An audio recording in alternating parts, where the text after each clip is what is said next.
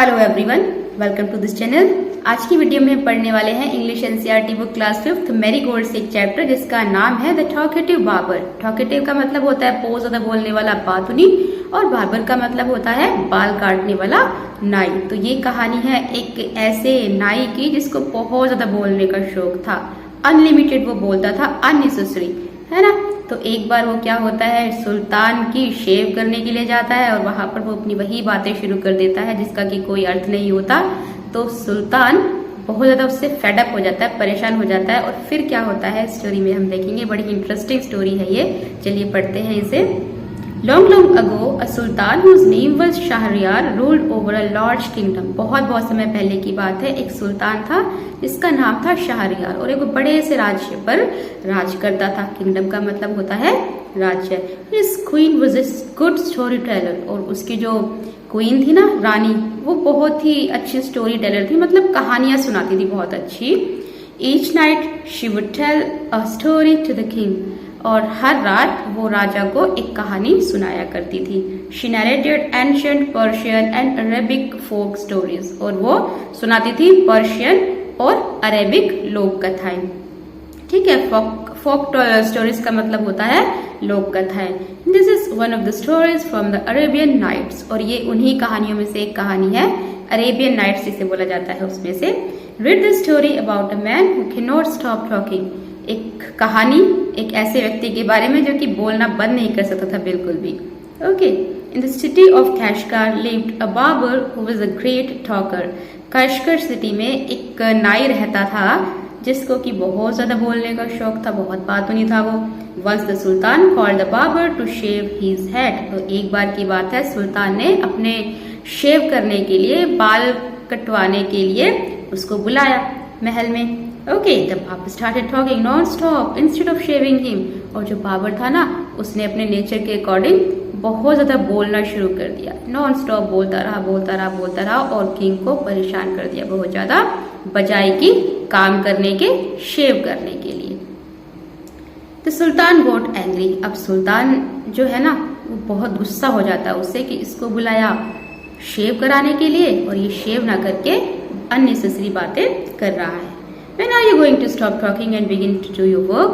तो सुल्तान उससे गुस्सा होकर कहता है कि तुम अपनी नॉन स्टॉप बातें करना कब बंद करोगे और काम करना कब शुरू करोगे? The barber replied, "You do me an injury by calling me a chatterer." तो बार्बर कहता है कि आप मुझे ना बहुत परेशान कर दिया, आपने मुझे दुख पहुंचाया है ऐसा कह के, चैटरर कह के। चैटरर मतलब कि गप्पबाजी करने वाला, बहुत ज्यादा बोलने वाला, non stop. Okay, for everyone says I am very quite. और ये कहता है कि मैं बहुत ही शांत हूँ, बिल्कुल भी नहीं बोलता हूँ, सब तारीफ करते हैं। And I have 6 brothers who you might call chatterers। और मेरे 6 भाई हैं जिनको कि आप चैटरर्स कह सकते हो, लेकिन मुझे नहीं, मैं तो बहुत शांत हूँ। Their names are बैकबोन, बकबक, बकबरिया, है ना, बकबक, और उल्कूज, ulnashi and shakabag. One is humpbacked, one is toothless, one is half blind, or one is quite blind, one is deaf, and the other has defect in his speech, and they are all great talkers. अब अपने 6 भाइयों के नाम बताता है जो कि मैंने बताया आपको, और सबकी विशेषताएं बताता है। एक को कहता है कि वो humpbacked है। humpbacked मतलब कि इसकी पीठ पर कुबर निकला हुआ है। एक के दांत नहीं है, टूथलेस है। एक हाफ ब्लाइंड है। हाफ ब्लाइंड मतलब कि उसको दिखाई नहीं देता एक आंख से। दूसरा बिल्कुल अंधा है, quite blind. And other is deaf, जिसको सुनाई नहीं देता। और दूसरा जो है वो ठीक से बोल नहीं पाता, defect in his speech. And they are all great talkers. और वो सब के सब बहुत बड़े बातूनी है। But I am the youngest of my family and I am very quiet and sparing with words. लेकिन मैं अपने परिवार में सबसे छोटा हूँ और बहुत कम बोलता हूँ, शांत हूँ बहुत, और अपने शब्दों का इस्तेमाल बहुत सोच समझ कर मैं करता हूँ। Give him 3 pieces of gold. The Sultan cried. अब सुल्तान जो है ना, जब उसकी इतनी सारी बकबक सुनता है ना, तो उससे परेशान हो जाता है बहुत ज्यादा सुनते सुनते, और चिल्लाकर बोलता है कि इसको 3 pieces of gold दे दो, यानी कि 3 अशरफिया दे दो गोल्ड की, और इसको निकाल दो यहाँ से। पूरा मतलब जो एक धैर्य था ना उनका, वो सब छूट जाता है, खत्म हो जाता है सुनते सुनते उसकी बकबक को। And send him away, I will not be shave today. और कहते हैं कि इसको वापस भेज दो, मैं आज शेव बिल्कुल भी नहीं कराऊंगा। My master cried the barber. अब बार्बर जब ये सुनता है ना, तो वो चिल्लाकर कहता है कि मेरे मालिक, मेरे शहंशाह, it was not I who came to seek you, it was you who ordered me to come. कहते हैं कि वो मैं नहीं था जिसको कि आपकी जरूरत थी, मैं नहीं आया था आपके पास, बल्कि आपको मेरी जरूरत थी, आपने मुझे बुलवाया था, आपके आदेश पर मैं यहाँ पर आया था। And so I will not quit your house till I have shaved you, और इसीलिए मैं आपके घर को छोड़कर तब तक नहीं जाऊंगा जब तक कि मैं आपकी शेव ना कर दूं। जिस काम के लिए मुझे बुलाया गया था उस काम को मैं फिनिश ना कर दूं तब तक मैं यहाँ से नहीं जाऊंगा। Then begin narrating another story, और उसके बाद उसने एक और कहानी शुरू कर दी दूसरी, which lasted half an hour, जो कि पूरे 1.5 घंटे तक चलती है। Stop making your fine speeches and let me go quickly, और उसके बाद राजा जो था वो सुल्तान फिर से परेशान हो जाता है, बहुत ज्यादा गुस्सा हो जाता है और कहता है कि अपनी ये बकवास जो बातें हैं या जो अपनी इतना बढ़िया भाषण तुम दे रहे हो उसको जल्द ही बंद करो। यहाँ पर फाइन स्पीचेस से मतलब है भाषण देना बढ़िया। I have an affair of the greatest importance, और कहते हैं कि मेरा बहुत एक जरूरी मामला है जिसको निपटाने के लिए मुझे जाना है ना। And I have to go out at noon, मुझे दोपहर में बाहर जाना है उस मामले को सुलझाने के लिए। कुल मिला के बहुत ही महत्वपूर्ण काम मेरा है जिसकी वजह से मुझे ये शेव करानी पड़ रही है, तो तुम जल्दी करो, सेड द सुल्तान। इस तरह से सुल्तान कहता है। आगे क्या होता है देखते हैं। When he saw that the Sultan was really angry with him, the Babur said, "Oh master, do not be angry." अब जब बाबर देखता है कि अरे राजा तो बहुत ज्यादा गुस्सा हो गए मुझसे सच में, तो वो कहता है कि माय मास्टर प्लीज आप गुस्सा मत हो, I will begin to shave you, और मैं आपकी शेव करना शुरू करता हूँ। Saying this, he washed the Sultan's head and began to shave, और ऐसा कहकर वो सुल्तान के सर को साफ करता है, धोता है, मतलब जिस तरह से जो प्रोसेस होते हैं शेविंग के वो करने की शुरुआत करता है। But he had not touched him even 4 times with the razor, लेकिन उसने बार बार जो है उसको धोया तो सही लेकिन रेजर को टच नहीं किया। 4 बार उठाया और उठाकर मतलब शुरुआत नहीं की। My master you are acting hastily in this matter, कि महाराज आप इतना जल्दी क्यों कर रहे हो इस चीज में, इस मामले में। Go on shaving me, speak no more, order the sultan. और सुल्तान कहते हैं कि ज्यादा बकबक मत करो, बातें मत करो, बल्कि शेव करो। Be patient, said the barber, और बाबर ने कहा कि महाराज धैर्य रखो, थोड़ा सा पेशेंस रखो। Perhaps you have not considered well what you are going to do. I wish you would tell me what this matter of great importance is all about and then I will give you my opinion on it. और कहते हैं कि महाराज please आप बताओ तो सही कि आप इतनी जल्दी क्यों कर रहे हो, आखिर क्या ऐसा मामला है, क्या ऐसी परिस्थिति है जो आपको इतनी जल्दी हो रही है। अगर आप मुझे बताओगे तो मैं शायद आपको अच्छी सलाह दे सकूं, है ना। फिनिश शेविंग एट वंस, सुल्तान एक्सक्लेम। अब सुल्तान जो है ना फिर से उसकी बकबक सुन के परेशान हो जाते हैं और चिल्लाकर कहते हैं कि अपना काम खत्म करो, शेविंग फिनिश करो जल्दी ही। But instead of doing this the barber left the sultan half shaved to go and see what time it was, my patience is exhausted, the sultan cried। और जो बाबर था ना वो आधा शेव कर देता है सुल्तान को और आधा छोड़ देता है, और सुल्तान कहता है कि जल्दी जल्दी मेरी जो शेविंग है उसको फिनिश करो, देखो कितना ज्यादा टाइम तुमने लगा दिया है और मेरा जो पेशेंस है वो बिल्कुल खत्म हो गया है। चिल्लाते हैं वो कि जो मतलब धैर्य है मेरा बिल्कुल खत्म हो गया है, मुझे गुस्सा आ रहा है, जल्दी तुम करो, मुझे लेट हो रहा है। Be calm, my master, and you shall be shaved in a moment। और कहता है बाबर कि महाराज आप प्लीज शांत रहो, मैं अभी फटाफट से आपकी शेव कर देता हूँ। And said the barber, saying this, he continued shaving the sultan। और बाबर ऐसा कहता है और शेविंग करना शुरू कर देता है सुल्तान की। But while he was doing this, he could not help talking। लेकिन ऐसा करते टाइम भी वो बातें बंद नहीं करता अपनी, कुछ न कुछ बोलता रहता है।